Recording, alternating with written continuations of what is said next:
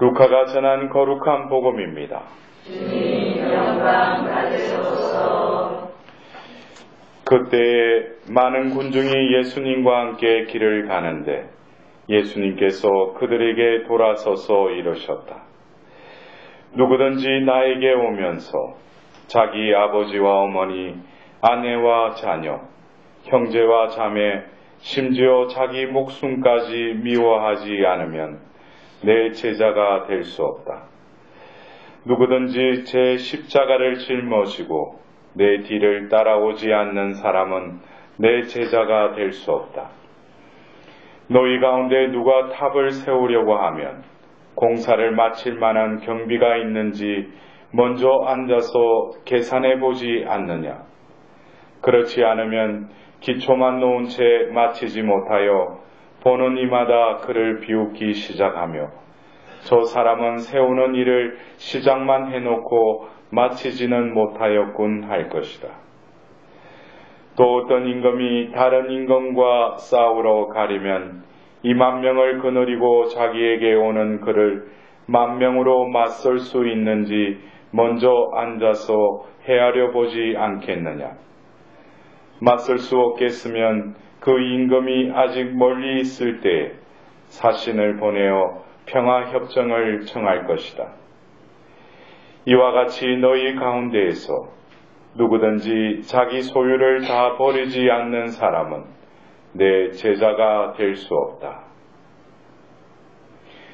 주님의 말씀입니다. 그리스도의 참여입니다.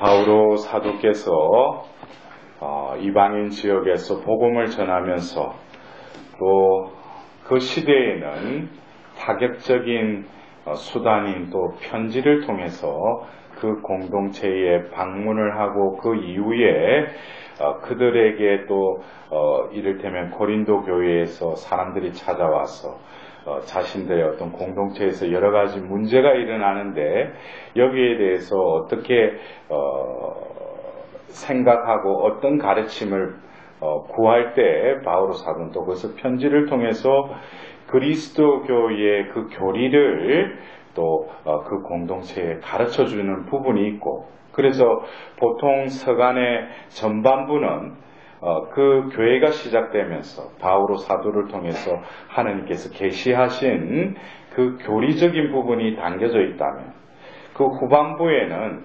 일상생활 안에서 그리스도교 신자로서 어떻게 살아야 하는지 실천적인 면, 삶의 측면에서 바오로 사도는 또 그 서간의 뒷부분을 적고 있습니다. 그래서 우리가 이 로마서의 내용을 보더라도 그 전반부에는 자신이 바리사이 중에 바리사이였지만 예수님을 만나고 나서 결국 하느님과의 올바른 관계를 맺는 것은, 의로움을 인정받는 것은 율법을 지켜서가 아니라 바로 예수님을 믿음으로써 하느님과의 올바른 관계를 맺게 된다는 것을 자신의 어떤 신학적인 배경으로 그것을 피력하고 있죠.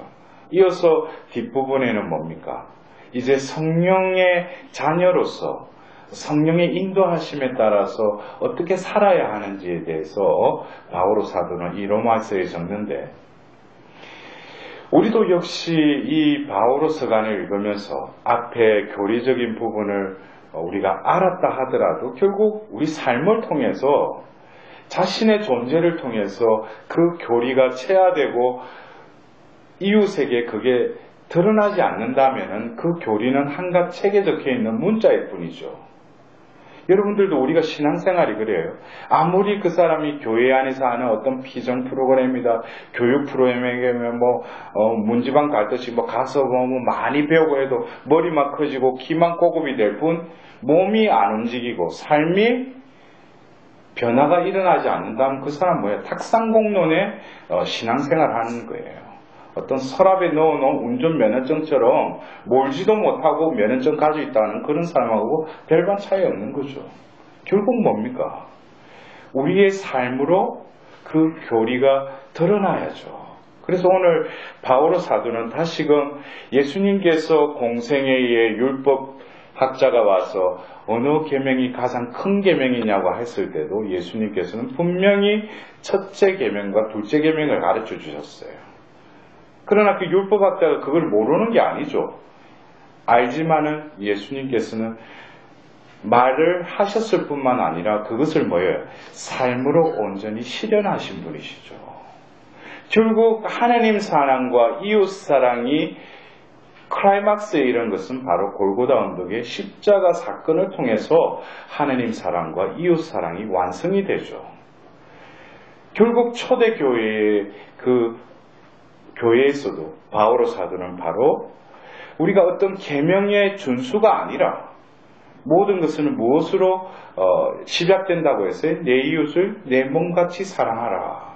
그러나 오늘 그 바오로 사도의 서간의 마지막 부분 사랑은 모든 율법에 뭐라고 했어요? 완성이라고 했어요.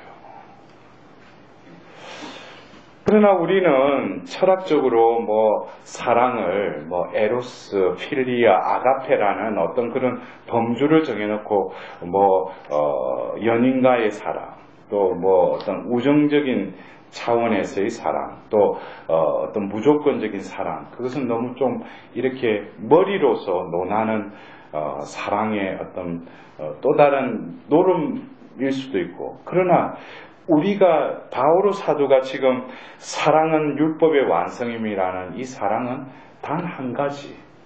무슨 사랑을 말하는 거예요? 무슨 사랑이에요?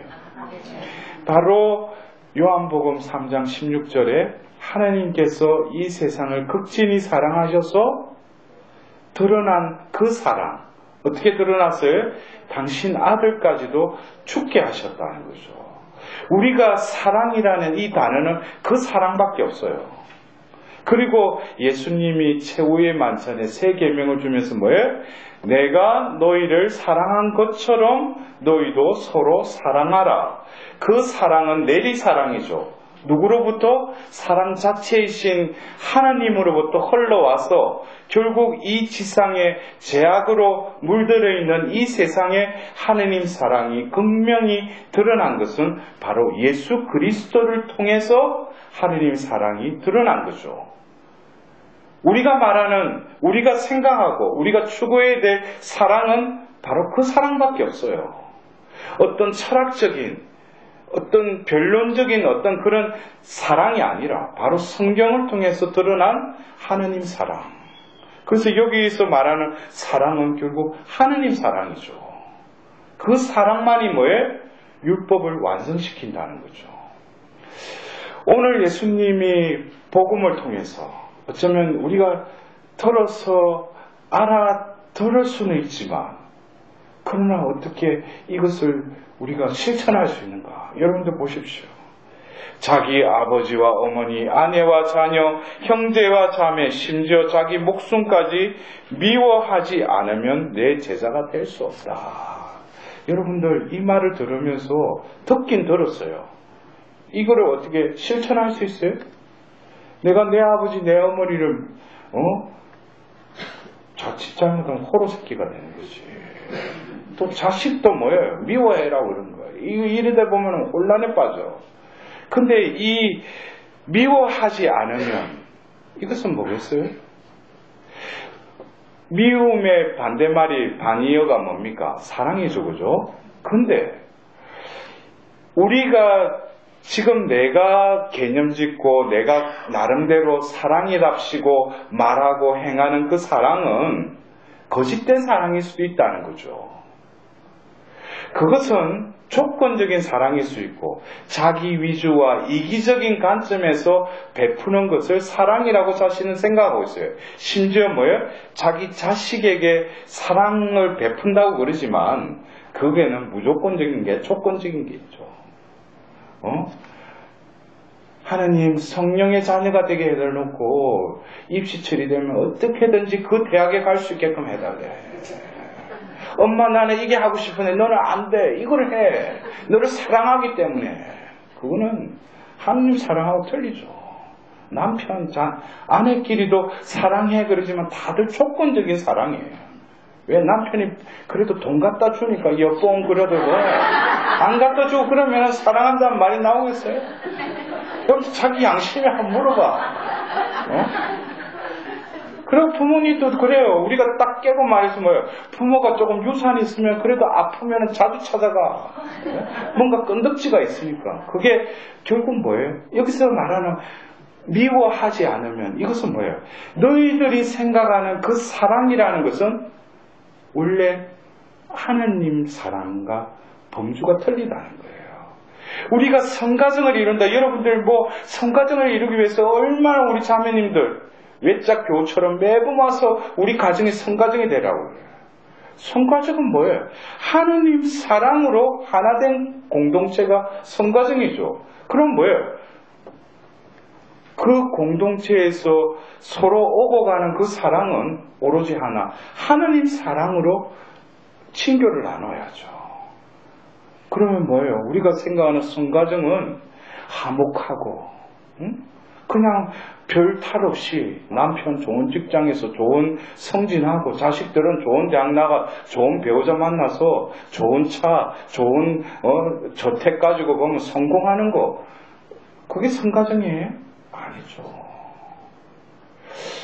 우리가 생각하는 하느님의 그 미워하지 않음이라는 것은 원래의 하느님의 사랑을 어떻게 다시금 회복하라는 거예요. 그러려면은 내가 생각하고 개념 짓고 하는 그 사랑을 어떻게 부셔버려야죠. 그것은 뭐예요? 그것은 미움으로서 다시금 그것을 물리쳐야 돼요. 이것은 미움이라고 해서 그냥 자신이 생각하는 어떤 그 개념의 사랑을 하지 말라는 게 아니라 원래의 사랑을 회복하라는 거죠. 그 사랑을 바로 바오로 사도는 사랑은 모든 율법의 완성이라는 그 사랑이 우리 안에 회복되기 위해서, 더불어서 그러한 내가 가장 사랑한다고 하는 그 구성원들을 미워하는 것도 결국에는 목적이 뭐예요? 내 안에 하느님 사랑, 원래 나를 창조한 그 사랑을 어떻게 해야 돼요? 오로지 그 사랑으로 충만하게끔. 그래서 여러분들 보십시오. 오늘 예수님이 비유를 말하면서 너희 가운데에서 누구든지 자기 소유를 다 버리지 않는 사람은 내 제자가 될 수 없다. 이 말도 듣긴 들리는데 우리가 의식주 생존을 위해서 먹고 살려면은 내가 뭘 가져야지, 소유해야지, 그런 의미로 생각하면 안 된다는 거예요. 나 안위를 위해서, 내 미래를 위해서 내가 가지고 있는 것을 버리라는 것은 어떤 물질적인 것을 홀딱 다 버리고 보면 그냥 성경의 이 말씀을 그냥 실천하는, 그것은 하나님의 특별한 부르심을 받은 수도자들이나 해당되는 말이지. 여러분들 안 그래요? 소유를 다 버리라 그러면 이거 어떻게 살아나는 건가? 예수님 제자가 되기 위해서 그러면 우리가 밖으로 어떤 여기서 모이자는 건가? 그건 아니에요. 그 의미는 결국 뭐겠어요? 자기 소유를 버리라는 것은 우리를 결국 자기라는 존재는 뭐예요? 내가 소유하는 것은 나를 위해서 소유하는 거 아니에요? 내가 먹고 살고 영위하고 드러내고 뽐내기 위해서 내가 소유하는 거 아니에요? 그러나 나라는 존재는 이미 뭐예요? 하느님의 소유물이라는 거예요. 여러분들 이것을 내가 가지고 있는 걸 버리라는 게 아니라 나를 중심으로 해서 모든 것을 소유하는 그 모든 것이 뭐예요? 하느님 것이라는 거죠. 그래서 우리가 구약에서 보면은 하느님이 그 이스라엘 백성을 위해서도 탈출기 19장 5절에 뭐예요? 너희는 나의 소유가 될 것이다 그래요. 그래서 제가 자주 쓰는 그 히브리어 서굴라. 근데 우리는 뭐예요? 썩을 놈으로 사는 거지. 하느님은 나를 소유로 삼으시려고, 그래서 이사야서에 뭐예요? 내 눈에 넣어도 아프지 않는 나의 귀염둥이라 했는데 나는 절대 하느님 품에 안 들어가려고 그러지. 그러니까 결국 뭐예요? 하나님의 소유물이 되려면은 내가 가지고 있는 모든 것도 뭐예요? 하느님께로 기해야 돼요. 의탁해야 돼요. 하느님의 존재로 내가 온전히 소유될 때 결국 내가 소유했다는 것은 뭐예요? 아무런 나에게 위안이 되지 않아요. 왜? 하느님의 소유가 되는 그 순간에 나의 영혼에는 뭐예요? 하느님이 주고자 했던 세상이 주지 않는 내만이 줄 수 있는 뭐예요? 평화가 깃들이게 돼요. 그리고 뭐예요? 끊임없이 실망하지 않는 기쁨이 내 안에서 샘솟아요. 이것은 내가 이때까지 소유하고 이것으로 위안을 얻고 내 마음에 조금 위안을 얻었던 그 모든 것이 헛된 것임을 깨닫게 돼요. 오로지 뭐예요? 그분의 소유가 되는 것만을 목적을 삼는 거죠. 그럴 때 하나님께서는 뭐예요? 그 사랑이 회복되고 하나님의 소유로 다시금 그분의 것이 될 때 바로 내 이웃 간의 관계도 어떻게 돼요? 원상 회복된다는 거예요. 내가 회복되면은 이때까지는 누군가가 바뀌면 저 사람만 문제투성인데 저 사람이 회개하면 그러지만 자기가 온전히 그 빛 속에 들어가서 자신이 회개가 되면은 결국에 뭐겠어요? 주위 사람도 더불어서 변화가 일어난다는 거예요. 결국 그 중심축에는 뭐가 있어요? 사랑이라는 게 있다는 거죠. 결국 여러분들 우리 사람은 사랑으로 창조되었기 때문에 우리 사람은 사랑을 먹어야지 살 수 있어요. 그리고 우리가 살아간다는 것은 사랑으로 살아가야 돼요. 그래야지 뭐예요? 사람다워져요. 결국 우리 사람이 마지막 완성되는 것은 뭐예요? 사랑에 온전히 자신이 내어던질 때 바로 그것이 뭐예요? 예수님께서 우리를 위해서 죽으신 것이지만 결국 뭐예요? 사랑 안으로 뛰어들어가신 거죠. 그래서 그 사랑 안으로 들어가는 그 용광로 속에서 뭐예요? 자신이 겪고 있는 모든 고통과 모든 배신과 모든 것들을 어떻게 그 용광로 안에서 완전히 녹여버리는 거예요. 그리고 드러나는 건 뭐예요? 순철과 같이 하느님의 그 순수한 사랑이 온전히 빛을 발하는 거죠. 그것이 바로 뭐예요? 그게 바로 부활이죠. 여러분들 오늘 우리는 바오로 사도가 형제 여러분 아무에게도 빚을 지지 마십시오. 그러나 우리는 죽을 때까지 우리는 그 빚을 지고 살아갈 수밖에 없어요. 무슨 빚이에요? 하나님의 사랑의 빚. 하나님은 나에게 한없이 무조건적으로 당신 아들까지 죽게 하시면서 베푸셨던 그 사랑. 우리는 그 사랑의 빚쟁이들이죠. 그러나 뭐예요? 우리 그 빚은 내가 갚을 수 있는 게 아니라 바로 하느님 사랑이 회복되고 그분의 소유가 될 때 내가 빚을 갚는 것이 아니라 그 빚은 뭐예요? 원상복귀 된다는 거예요. 제로가 된다는 거예요. 그래서 우리가 남은 생에는 결국 뭐겠어요? 사랑의 빚쟁이이지만 오늘 복음의 말씀처럼 진정 그 사랑을 내 안에 머금고 그분의 소유가 되는 것이 온전한 그분의 제자가 되는 길임을 우리는 오늘 이 미사를 통해서 특별히 깨닫고 또 사랑이 회복되기 위해서는 결국 뭐겠어요? 하느님의 자비가 필수적으로 나에게 또 임하셔야죠.